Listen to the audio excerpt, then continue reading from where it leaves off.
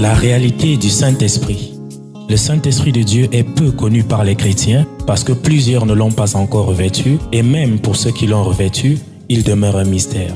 La lecture de ce livre vous permettra de le revêtir, de connaître son langage et de découvrir les mystères cachés de sa personne. Pour tout contact, appelez au plus 237 678 78 16 21 plus 237 242 0020 09 et il deviendra pour vous une réalité. La réalité du Saint-Esprit, un livre écrit par le révérend pasteur Caleb Ngwa à Tangana.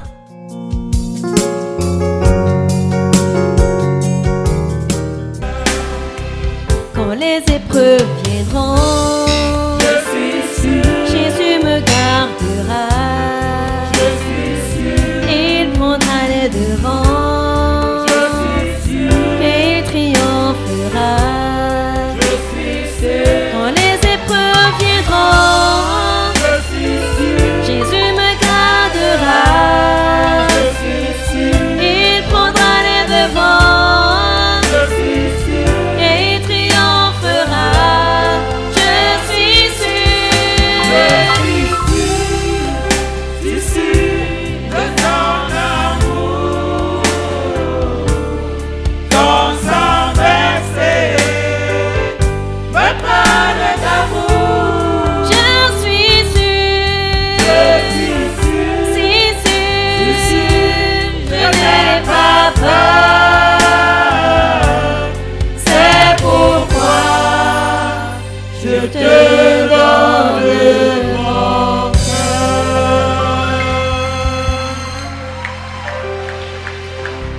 Alléluia. Merci Jésus. Dis merci Jésus pour ton amour pour moi. Alléluia. Être sûr, c'est avoir la foi. Amen. Être sûr, c'est avoir la foi. Être sûr de Jésus, c'est avoir la foi en lui. Amen. Donc tu as confessé que tu as la foi.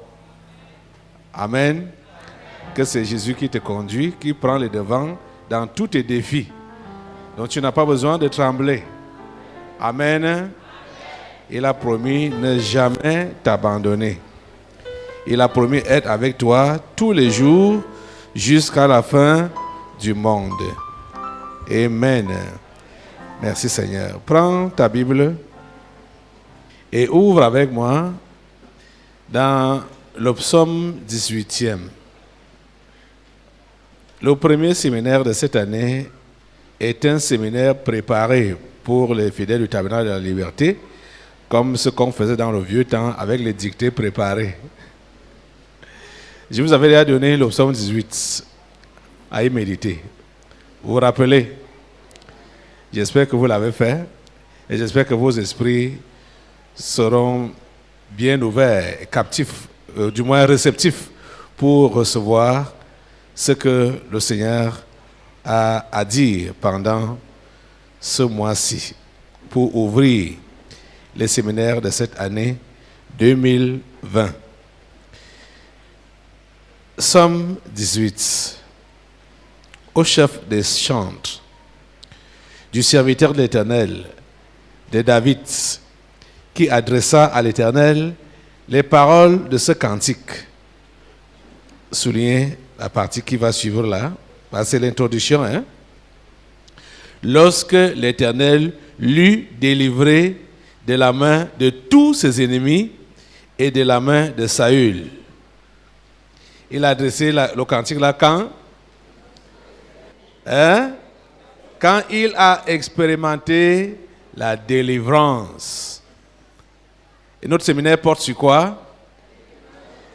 La délivrance des esprits familiers et de la sorcellerie. Voilà la prière ou le cantique que David a adressé à Dieu après sa délivrance de tous ses ennemis et de la main de Saül. Et Saül était l'ennemi le plus coriace contre la vie de David. Voilà donc ces paroles. Il commence par quoi? Je t'aime, ô Éternel, ma force. Éternel, mon rocher, ma forteresse, mon libérateur, mon Dieu, mon rocher, où je trouve un abri, mon bouclier, la force qui me sauve, ma haute retraite. Je m'écrie, loué soit l'Éternel, et je suis délivré de mes ennemis. Les liens de la mort m'avaient environné, et les torrents de la destruction m'avaient épouvanté. Les liens du sépulcre m'avaient entouré. Les filets de la mort m'avaient surpris.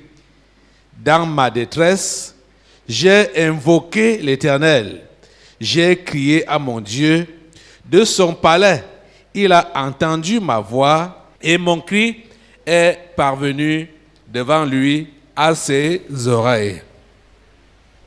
La terre fut ébranlée et trembla. Les fondements des montagnes frémirent et ils furent ébranlés parce qu'ils étaient irrités. Il s'élevait de la fumée dans ses narines et un feu dévorant sortait de sa bouche. Il en jaillissait des charbons embrasés. On va s'arrêter à ce niveau-là pour aujourd'hui. Prions le Seigneur. Notre Dieu, nous te remercions pour ta parole que tu nous donnes en ce jour. Bénis-la, Seigneur, et bénis tous ceux qui l'écoutent, tous qui sont ici présents au tabernacle de la liberté et tous qui sont connectés à ce programme par quelque moyen que ce soit, partout dans le monde, Seigneur. Ceux qui regardent à la télé, ceux-là qui suivent par le net, Seigneur, je prie pour que tu sois avec chacun et que tu puisses ouvrir l'entendement de tous les participants et leur accorder ce que tu as prévu pour chacun d'entre eux. Parce que ta parole ne sort jamais en vain. Elle sort pour accomplir le but pour lequel tu l'envoies. Je prie pour que ce but s'accomplisse dans chaque vie en cet instant. Au nom puissant de Jésus, nous avons prié. Amen. Amen. Prenons place. Alléluia. Béni soit le Seigneur. Béni soit le Seigneur. David, un homme selon le cœur de Dieu, depuis son jeune âge, il a commencé à connaître les tourments, à connaître des problèmes. David, s'il n'était pas l'élu de Dieu, et s'il n'avait pas compris comment son Dieu travaille depuis son jeune âge, il devait être le genre qui se frustre facilement. Il devait être le genre qui sent le rejet facilement et qui se recroqueville dans son coin, accusant tout le monde et accusant Dieu. Parce que vous vous rendez compte, Isaïe, qui était le père de David, avait beaucoup d'enfants. Et des gaillards, des costauds, hein. Mais l'héritage familial, c'est au petit David, le dernier né, qu'on avait confié sa gestion. Parce que c'est David qui restait avec les animaux au champ. Vous savez qu'à l'époque, la richesse principale était l'élevage, donc le troupeau. Et c'est le petit David qui s'occupait de l'héritage familial. Ce garçon n'a pas regardé ça comme une exploitation de son père vis-à-vis de lui, comme certains peuvent avoir le sentiment aujourd'hui. Mais il a plutôt mis ça à profit par rapport à sa relation avec Dieu. C'est-à-dire le fait d'être toujours dans les champs, le fait d'être toujours en compagnie des brebis, il a développé une intimité avec Dieu. Au lieu de prendre ça dans le mauvais sens, au lieu de prendre ça du mauvais côté, il a développé une intimité avec Dieu. C'est quelqu'un qu'on doit réellement apprécier et on doit réellement suivre ses traces. Où est-ce que David a appris à jouer de la musique? Vous savez que quand tu n'as personne avec qui bavarder ou s'entretenir, il y a certains qui se donnent seulement au sommeil. Il y a certains qui se donnent aux mauvaises pensées. Il y a certains qui se donnent à l'ennui. Donc, se poser des bêtes questions. Quand on dit à l'ennui, ils se posent des bêtes questions. Pourquoi est-ce que je vis? Pourquoi est-ce que j'existe? Pourquoi? Donc, des questions bêtes. Mais David a plutôt fait le contraire. Pendant qu'il était seul avec les brebis, il ne peut pas parler avec les brebis, il ne peut pas causer avec eux, échanger avec eux. Lui, il était plutôt inspiré donc à louer Dieu avec sa harpe, avec son instrument de musique. C'est comme ça qu'il faisait, c'est comme ça qu'il a passé le clair de sa jeunesse. Toute sa jeunesse. Vous voyez, tout ce qui pouvait se passer depuis que David avait, je crois, vous voyez les bororos chez nous ici là, ils commencent à être derrière les bœufs à quel âge? 6-7 ans comme ça, non? À 5, 6, 7 ans, ils sont déjà derrière les bœufs. Donc, la plupart des choses qui pouvaient se passer dans la famille d'Isaïe, David n'était jamais au courant et n'était jamais invité. Parce que lui, il était seulement en brousse. La preuve, c'est que quand Dieu a même décidé de choisir donc un roi dans la maison d'Isaïe, le prophète leur a tenu informés et a demandé à Isaïe de faire venir tous ses enfants à cause de cette cérémonie-là. Imaginez-vous, tout le monde est venu sauf David. Qu'est-ce que ça vous dit? Qu'est-ce que ça vous dit? On a fait venir, Isaïe a fait venir tous ses enfants, tous, sauf un. On dit tous, mais sauf un. C'était David, qui n'avait pas été invité. Pourtant, c'était une cérémonie majeure. Voilà maintenant, comme le prophète ne savait pas qui est-ce que Dieu avait choisi parmi les enfants de cet homme, il a commencé la cérémonie en priant Dieu, bien sûr. Et les enfants ont commencé à défiler devant lui, un à un, depuis l'aîné jusqu'à... Ils sont finis. L'Esprit de Dieu ne lui a jamais dit que « arrête-toi, c'est celui-là ». C'est là qu'il demande à Isaïe, « Écoute, mais c'est tout ça que tu as comme enfant ?» C'est là qu'il se rappelle. Il dit, oui, je me rappelle maintenant. Il y a le dernier, il est au champ avec les animaux. Le prophète lui dit donc, faites venir celui-là, avant qu'on essaye avant de voir comment on peut continuer la cérémonie. Faites-le venir, on court au champ pour aller prendre David. Et dès qu'il arrive, Dieu dit, c'est lui que j'ai choisi. Celui qui avait été rejeté par la famille. Je ne sais pas depuis que tu es né ou depuis que tu vis, quel est le sentiment que tu as dans ta vie là, hein? Quel est le sentiment que tu as? Et comment est-ce que tu évolues? Regardez donc celui-ci. Je vous ai dit que ce garçon ne s'est jamais senti abandonné ni négligé, même comme c'était évident qu'on ne faisait aucun cas de lui. Mais cette situation lui a permis de développer une bonne relation avec Dieu. Si Dieu peut l'appeler un homme selon son cœur, Dieu sait ce qu'il dit. Parce que les hommes selon le cœur de Dieu, ce sont des gens qui ne se plaignent jamais de leur vie, quel que soit le traitement qu'on peut leur donner. Ils ne se plaignent jamais, parce qu'ils savent d'où ils viennent. Ils savent qui est leur Dieu, parce qu'ils nouent cette relation-là avec Dieu sans tenir compte des appréhensions des uns et des autres à leur sujet, des jugements des uns et des autres à leur sujet. Ça ne leur dit absolument rien. Vous comprenez ça?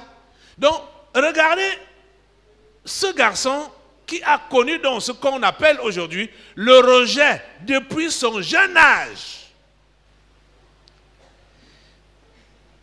C'est l'un de ces chants qui nous inspire pendant ce séminaire, ou l'une de ces prières. Ces chants, c'était des prières, et ces prières, c'était des chants. Vice-versa, c'est comme ça qu'il faisait ça. Vous êtes en train de comprendre ça?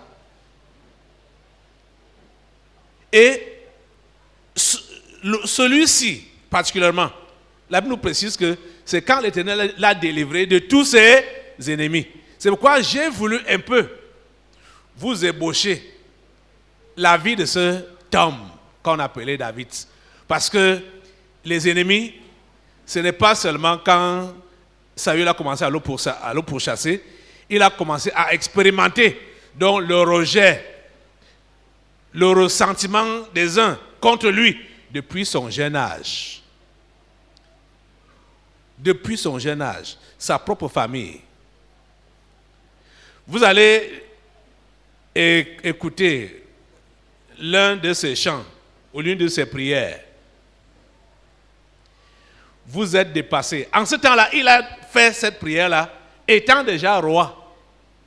Pas seulement ayant reçu l'onction, mais il gouvernait déjà.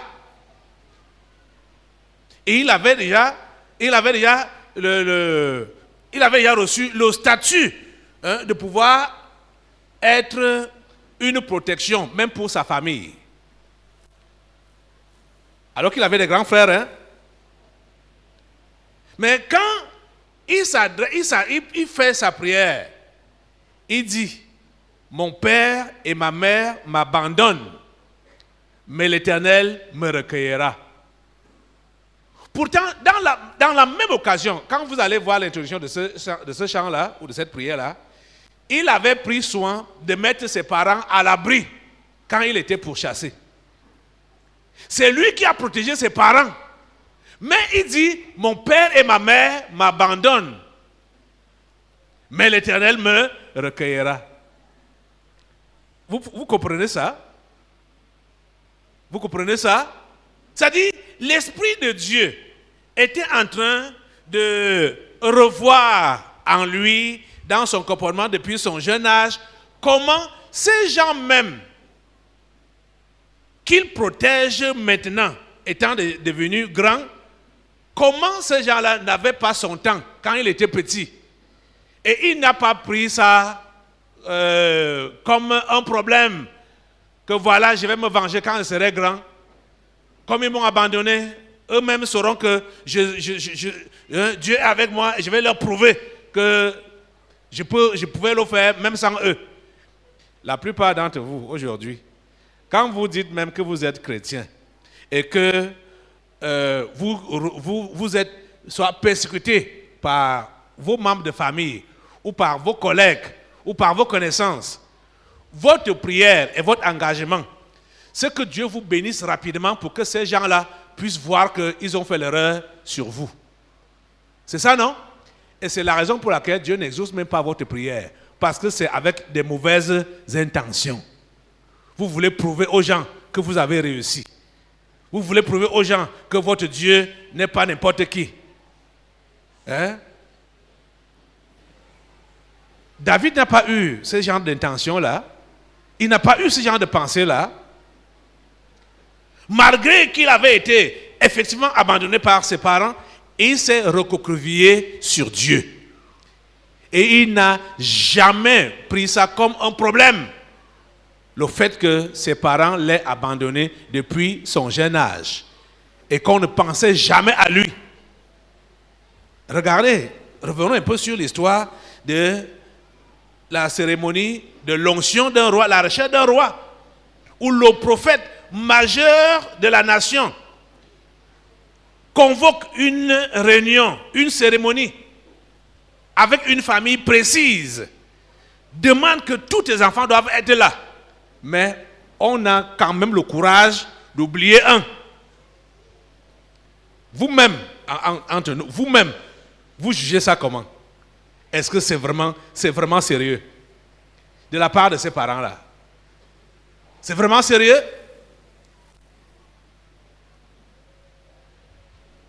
Il faut que tu comprennes une chose.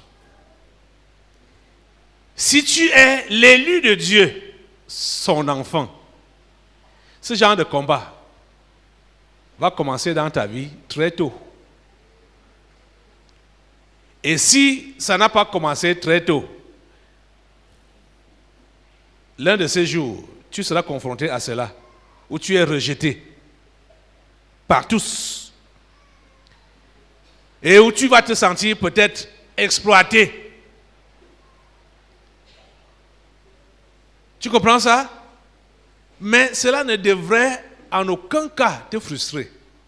La preuve, c'est que certains parmi vous, c'est à cause de ces rejets, de ces problèmes que vous avez connus dans la vie, dans le passé. C'est à cause de ces choses-là que vous vous êtes approché de Dieu et que vous l'avez connu aujourd'hui. Il est rare aujourd'hui de voir quelqu'un qui croit en Dieu juste parce qu'il veut croire en Dieu.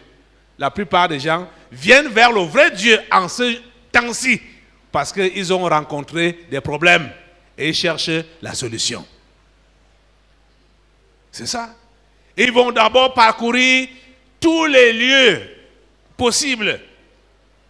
Parce que déjà, la Bible nous dit clairement que quand on cherche le vrai Dieu, on ne va pas directement vers lui. On tâtonne d'abord en cherchant. On va d'abord un peu partout. Un peu partout. On essaye un peu partout avant de le rencontrer. Et lui-même, il a dit, vous me chercherez et vous me trouverez si vous me cherchez de tout votre cœur. La recherche de Dieu ne vient pas juste, ça ne vient pas sans qu'on ait eu des problèmes, sans qu'on ait eu des antécédents, des difficultés. C'est ça qui nous amène vers Dieu, les difficultés, les problèmes, problèmes de rejet, souffrance, maladie, possession démoniaque, les affaires ont sombré, ainsi de suite, où la famille est désunie. Ce sont ces choses-là qui nous attirent vers Dieu. Et il faudrait, pour celui-là qui a donc découvert ce Dieu, il devrait remercier le Dieu-là chaque fois qu'il pense à ses déboires du passé. Parce que ce sont ces déboires-là qui l'ont conduit vers le vrai Dieu. Au lieu donc de passer sa vie dans le regret, que ouais, ma vie n'a été que trouble, tribulation, problème, maladie, difficulté. J'ai même donné ma vie à Jésus, les mêmes problèmes continuent. Voilà donc les pleurs, les lamentations de plusieurs. Si tu continues à te lamenter de cette manière-là, ça veut dire que tu n'as pas encore réellement touché ce vrai Dieu. Quand tu l'as touché, tu vas le remercier pour tous les déboires, les difficultés, tous ces problèmes-là qui t'ont conduit jusqu'à lui. Chaque fois que tu vas y penser, tu vas dire Seigneur, merci. Parce que tu avais utilisé cette occasion pour te révéler à moi. Pour que je puisse te connaître. Mais aujourd'hui, tu dis-moi la vérité. Sois vrai avec toi-même. Combien de fois es-tu en train de regretter de ta vie présente, disant que tu es enfant de Dieu, mais tu es dans le regret présentement, en estimant que tes problèmes depuis l'enfance sont toujours derrière toi jusqu'à présent, malgré le fait que tu aies donné ta vie à Jésus. Beaucoup sont encore dans ce sentiment-là, ce mauvais sentiment-là, au fond d'eux, et ils disent qu'ils sont chrétiens. C'est la raison pour laquelle ceux-là ne peuvent pas être utiles à Dieu. Ils ne sont pas utiles à Dieu. Puisqu'ils sont juste en train ils continuent à mijoter les malheurs, les difficultés, les maladies, les problèmes qu'ils ont eu à rencontrer depuis leur naissance, comment leur vie n'a jamais été facile et que malgré même la foi, leur vie est toujours difficile, les choses sont toujours difficiles. Mon ami, tu n'as pas encore saisi Dieu. Tu n'as pas encore saisi Dieu. Tu n'as pas encore saisi Dieu. Si c'est là ton genre de pleurs, tu comprends ça aujourd'hui? Quand David a expérimenté la délivrance, et plusieurs parmi vous, vous avez expérimenté la délivrance, plusieurs qui ne sont même plus ici, ont expérimenté la délivrance. Mais qu'est-ce qu'ils ont fait de ça? Ils ont fait quoi de cette délivrance? Toi qui as expérimenté la délivrance, tu as fait quoi de ça? Tu as fait quoi de ça? Tu as expérimenté les bienfaits de Dieu. Tu as fait quoi de ça? Tu as fait quoi de ça?